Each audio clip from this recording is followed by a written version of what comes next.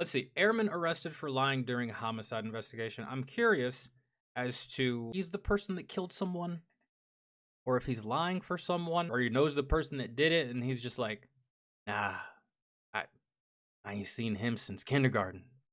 Meanwhile, you were caught on camera with him yesterday. Like, I don't know. We're gonna find out. Like, oh, dude, airmen destroying their careers. You're in the best branch of the service. I don't know if they realize this while they're in the service or not, or when they get out, but outside looking in, that's the best branch. And y'all ruin it. Oh, it's so easy. It's so easy, bro. Y'all barely have to do PT. I mean, maybe now after Pete, you know, did his little speech, but even then, I don't know, man. And y'all toss it. I mean, I kind of like low key kind of tossed my army career, but this army didn't have. I feel like I didn't have as much as y'all do to lose. Do you remember the story about the airman who set his pistol down and went off and shot another airman, causing his death? Well, we've been bamboozled. A story that circulated far and wide showing how dangerous the SIG P320 could potentially be, garnering headlines everywhere. Bullshit.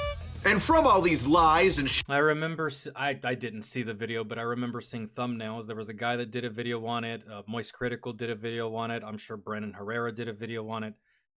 I just didn't watch any of those videos, but I am aware of what he's talking about. Shenanigans and cover-ups, numerous airmen have been arrested. Now let me catch you up on a couple of things in case this whole story is new to you or you forgot some of the important facts of the matter. A couple of airmen are hanging out at the duty desk. One sets his firearm down and it goes off. Chaos. Oh no, what happened? Well, that's what was reported originally. The officers in that Air Force command then decide, hey, hold on, stop. We're gonna pause all training and everybody carrying the SIG P3. Stand down. That's what that is. I've never heard of that happening. And an entire weapon system being like essentially recalled. Show how the SIG P320 can be manipulated to fire. And also a bunch of times where the SIG P320 has fired on its own, whether in police holsters or at a range somewhere. And even though those singular incidents of the SIG P320 going off are legitimate, the headline of it costing the life of an airman really sets things off. SIG puts out a statement saying, hey, listen, our firearms are safe. There's no way they can be manipulated to fire unless you pull the trigger, which I say, because I did find a lot of videos of police officers and people at ranges that hadn't pulled the trigger at all on their SIG P320s, and yet they would go off. So the incidents about the SIG P320 going off in the past are legitimate, but like I said, this. How many incidents does a weapon need to have before it gets taken off the market? That's not supposed to happen, man. I'm just watching all of this for the first time. I saw the thumbnails to those videos. I just never watched them. How many times do y'all reckon a negligent discharge without human error happens? How many times can that happen before they say, all right, let's reel that the fuck back in? 3 times. If it happens more than 3 times, I feel like that's enough. Airmen passing away because of the potential negligence of the SIG Firearms Manufacturing Company, well, that's a whole nother level. Fast forward to now, today, where we're at the moment. And well, things have changed. That Air Force Command rescinded its memo previously stating that the SIG P320 should be set aside for the moment, locked up and not used during the duty day. And several weeks after that original incident, they were issued out again and they were using them on patrols, sentry duty, etc. Now, a lot of people originally were like, how did they get those firearms out so quickly? It's only been a couple of weeks. What do they know that we don't know? Well, now that information has come out, so we can now know what they knew that we're now knowing. Maybe they already had the weapons.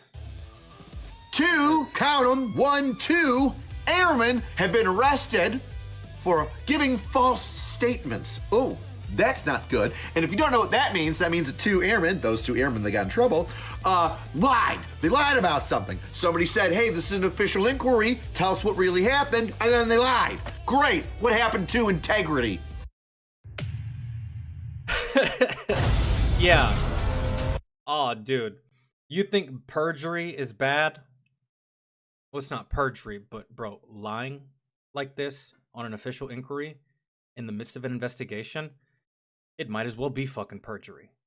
Dog, like, whenever I was under investigation, I didn't lie. It just took me a long time to tell the truth.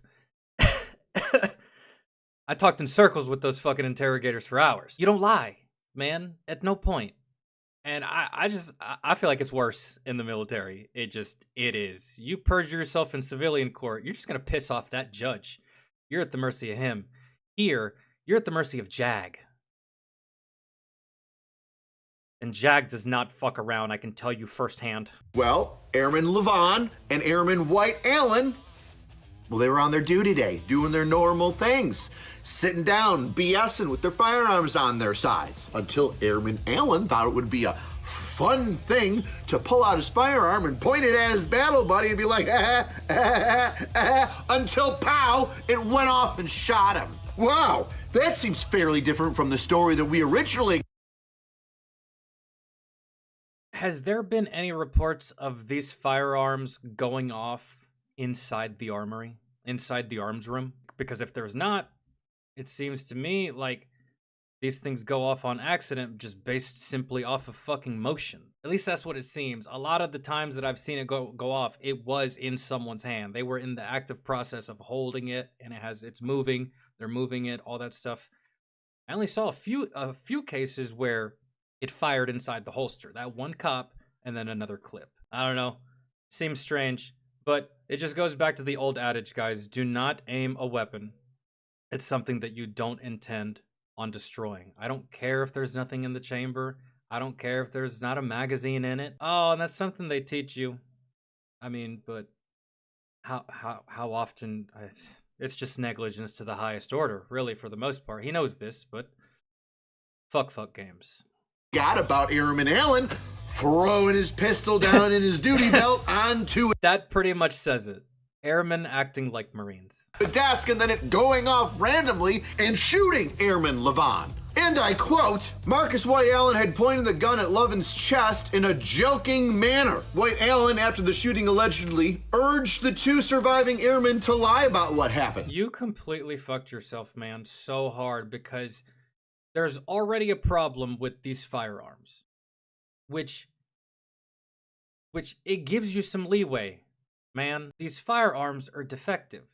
So, at most, involuntary manslaughter, conduct unbecoming of an airman, and, oh, bro, you probably get a dishonorable discharge, but now you're getting all of that and you're going to jail for a long time.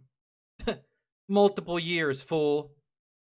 You could have just been honest, and at worst, you start over from square one like I did. At best,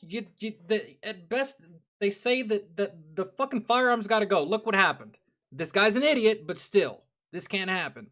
And then maybe you get to stay in the Air Force, but now you're going all the way straight to fucking jail. That's right. 4 airmen chilling out. One of them pulls a gun and says, hey, isn't this funny? Real fucking funny. And then shoots his freaking battle buddy. Now he's dead. To which, literally holding the smoking gun, goes, tell him it was an accident. I got the perfect idea. And then used the negative, I would say, earned press that the SIG P320 has received over firing without people pulling the trigger or having it be in the incorrect holster, because for some reason, I forget which Safariland holster was making them kind of go off. It doesn't matter. And at any point, I don't know. I never carried a sidearm. I don't know, but is it standard practice for motherfuckers to just like be on duty, even if this weapon wasn't effective, right? Is it standard for motherfuckers to just pull out their sidearm, set it on the table, fuck with it, do this? Is that standard? I don't know, man. I carried that M4 for a long time, and I never sat around and just fucked with it. I either cleaned it or I shot it. That's it. So I don't. Either way, Genius, who was already flailing his freaking firearm around and flagging his battle buddies, comes up with a genius idea to use those stories and incidents that he's read on either the news or seen on the internet to CYA and cover his ass. And Dingle Dick and Dingle Dumb decide that that's the best course of action for them to do, and they lie. Well, they were caught. And you know what happens when you lie? And eventually it comes out, things get worse, and they did. I mean, I wonder how they caught them. because it is believable that he pulled out his sidearm, placed it on the table, and it went off. That is a plausible reality, I feel. I'm wondering how the fuck they caught these guys. Worse than a guy getting shot accidentally because one airman was goofing around? Yeah, it gets way worse than that. I feel like it's believable. I mean, look at all these other instances where they went off. No one got hurt because the shit was in the holster. But I saw clips where it went off and motherfucker was actively holding it like this, right? So, I don't know. You're going to jail, though. How does it get worse? Well, White Allen is dead. After he got arrested for suspicion of involuntary manslaughter, wouldn't you know it, he was found dead on base on October 8th, to which Air Force officials have made zero comments, which, I mean, I don't... What the fuck do you mean, zero comments? Sounds like suicide to me. But hold on. The guilt, the embarrassment, the shame, the regret that you killed somebody. You probably killed your homie, too. You're on duty all the time. You develop relationships with these people. Things get worse, and they did. Worse than a guy getting shot accidentally because one airman was goofing around? Yeah, it gets way worse than that. How does it get worse? Well, White Allen is dead. After he got arrested for suspicion of involuntary manslaughter, wouldn't you know it, he was found dead on base on October 8th, to which Air Force officials have made zero comments, which, I mean, I don't want to start the rumor mill here, but obviously a kid shooting his friend and then the wall. Bro, it's suicide through and through. I don't know why they're not saying what it was. I seriously doubt that there was retaliation. Walls closing in around him. Probably took his own life. Yes. Sad. Yes, very. But what about the two idiots that were a part of this that lied? Well, they got their comeuppance, at least a little bit. I think they got off fucking easy.